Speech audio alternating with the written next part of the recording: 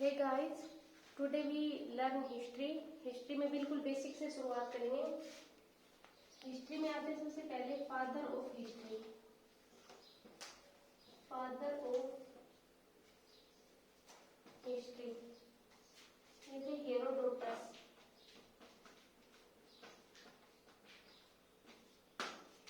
ये थे ग्रीक के राइटर थे। कहाँ थे? ग्रीक के राइटर और एक जियोग्राफर थे। उन्होंने हिस्ट्री को कितने भागों में बांटा? 3 भागों में बांटा था। फर्स्ट टाइप प्राग ऐतिहासिक काल। प्राग ऐतिहासिक काल। दूसरा था आद्य ऐतिहासिक काल। और तीसरा था ऐतिहासिक काल।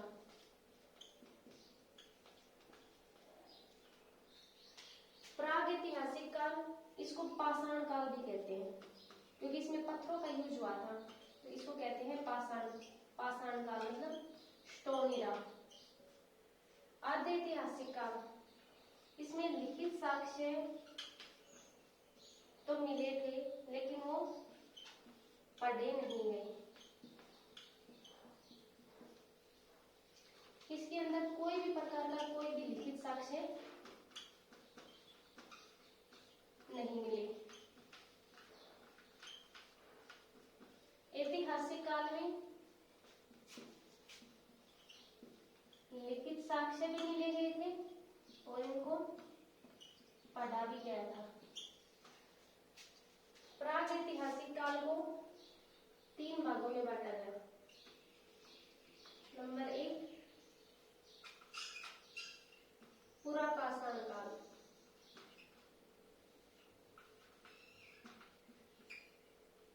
नंबर 2 मध्य पाषाण काल।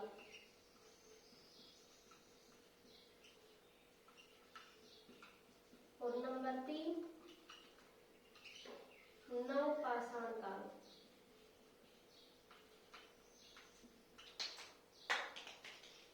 पूरा पाषाण काल ये था 25 लाख से लेकर के 12,000 ईस्वी पूर्व थे। मध्य पाषाण काल 12,000 से लेकर 7,000 ईस्वी पूर्व। ये था 7,000 से लेकर के 3,000 ईस्वी पूर्व। नव पाषाण काल को उत्तर पाषाण काल भी कहते हैं। उत्तर पाषाण काल भी कहते हैं। पूरा पाषाण काल के अंदर मनुष्य कैसा था? खाना बदोश था, मतलब बस उसे खाने से मतलब था। क्या था वो? खाना बदोश, मतलब वो खाद्य संग्राहक था। खाद्य संग्राह, खाद्य संग्रह के लिए वो क्या करता था? शिकार करता था। शिकार मतलब आखेट। क्या करता था? शिकार करता था। खाद्य संग्रह के लिए वो शिकार करता था। फिर हम पूरा पाषाण के बारे में डिटेल से पढ़ेंगे।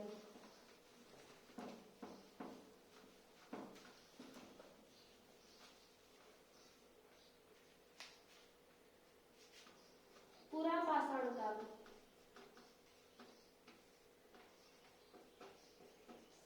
सबसे बड़ा कालखंड, पूरी हिस्ट्री में सबसे बड़ा कालखंड पूरा पाषाण काल का है। 25 लाख से लेकर 12,000 ईस्वी पूर्व तक पूरा पाषाण काल। इसमें मनुष्य आदि मानव की तरह जीवन जीता था, शिकार करता था। शिकार करने को कहते हैं आखेट।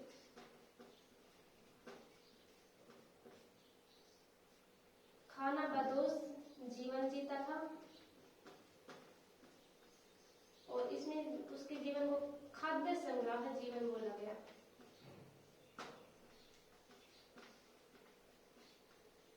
खाद्य, इसमें इसने क्या किया था? आग का आविष्कार किया था। आग का आविष्कार किया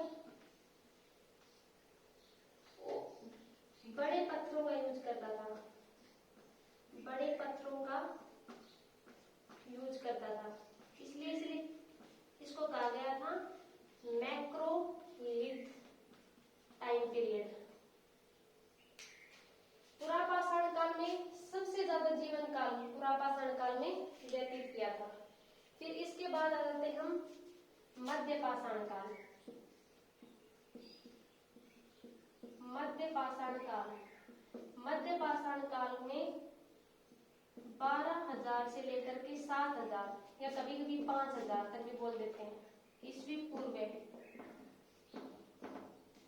मध्यपाषाण काल में अंत्येष्टि कार्यक्रम,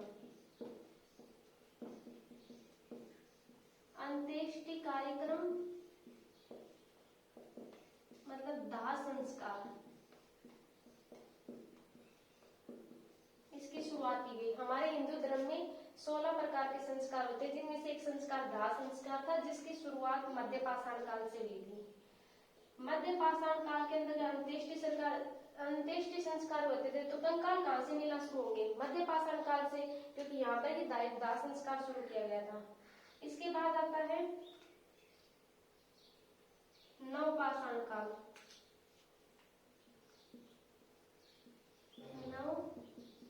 नवपाषाण काल, नवपाषाण काल ये था 7,000 से लेकर के 3,000 या कभी 5,000 से 3,000 ईस्वी पूर्व तक था। नवपाषाण काल के अंतर्गत कृषि की गई। कृषि करेगा तो उसके लिए स्थायी जीवन, स्थायी आवास लेना पड़ेगा, क्योंकि ये कहनी भाई कृषि यहाँ पर रह करके हम अमेरिका में कृषि कर सकते हैं, अमेरिका में रहकर यहाँ कृषि करने के लिए स्थायी आवास की जरूरत पड़ेगी। तो कृषि करने के लिए स्थायी आवास की जरूरत हुई, तो नवपाषाण काल से ही स्थायी आवास की शुरुआत हुई। उससे पहले व्यक्ति आदिमानव की तरह जिंदगी जीता था। कब तक? मध्यपाषाण काल से स्थायी जीवन। तो जो मनुष्य की होमोसेपियन मतलब मनुष्य आज जो है, इसकी शुरुआत मतलब ज्ञानी मनुष्य, होमोसेपियन मनुष्य की शुरुआत कौन से काल से हुई थी? नवपाषाण काल से हुई थी। इसके अंदर कृषि की थी। कृषि उसने मेहरगढ़ में की थी, जो कि वर्तमान में पाकिस्तान के अंतर्गत है, सुलेमान और किरथल की पहाड़ियों के बीच में। कृषि उसने मेहरगढ़ में शुरुआत की थी। सबसे पहले कृषि की गई थी मेहरगढ़ में। इसमें की थी गेहूं की और जौ की कृषि की थी। मेहरगढ़ है पाकिस्तान में। पाकिस्तान में सुलेमान और किरथल की पहाड़ियों के बीच में है। किरथल की पहाड़ी के बीच में है। कृषि के बाद उसने स्थायी आवास किया, तो वो पशु को भी पालेगा। सबसे पहले पशु पाला था उसने कुत्ता। गाय के बारे में तो परिचित ही नहीं था। गाय के बारे में सिंधु घाटी सभ्यता के समय में भी परिचित नहीं था। उसके बाद वो वैदिक सभ्यता आती है, ऐतिहासिक काल में वैदिक सभ्यता से वो अपने गाय को जानने लगता है। उससे पहले वो गाय के बारे में परिचित नहीं था। सबसे पहले उसने कुत्ता पशुपालन किया था। उसने औजार, सबसे पहले औजार का प्रयोग किया था उसने कुल्हाड़ी का।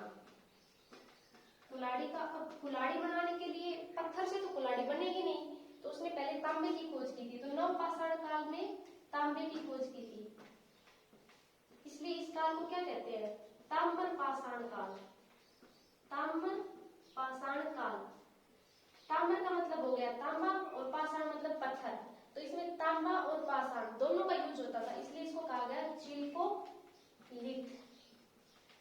मध्यपाषाण काल में छोटे पत्थरों का यूज किया गया था, इसलिए इसको कहते हैं माइक्रोलिथ। इस टाइम पीरियड को क्या कहते हैं? माइक्रोलिथ। नवपाषाण काल को कहते हैं चिल्कोलिथ। तांबे का प्रयोग किया है। तांबे से बना ली छड़ी और पत्थर से बना ली कुल्हाड़ी का आगे का औजार। तो ये पहला औजार क्या बन गया इनका? कुल्हाड़ी। अब कृषि हो गई। अब कृषि को कैसे लेके जाएंगे? कृषि को ले जाएंगे किसी बर्तन में डाल करके। तो उसने सबसे पहले किसका प्रयोग किया? मर्दबांड। मर्दबांड का आविष्कार किया। मर्दबांड के अंतर्गत आते हैं मनके, घड़े, मिट्टी से बने मनका और घड़ा। मनके और घड़े में क्या फर्क है? मनके की बार पेंटिंग की जाती है, जो मतलब गिफ्ट में भी हम मनके का प्रयोग करते हैं, और घड़ा जिसके बार पेंटिंग नहीं की जाती है। तो उसने सबसे पहले मर्दबांड, मनके का और घड़े का प्रयोग किया था। औजार का प्रयोग कुल्हाड़ी का किया था। पशु उसने कुत्ता पाला था। स्थायी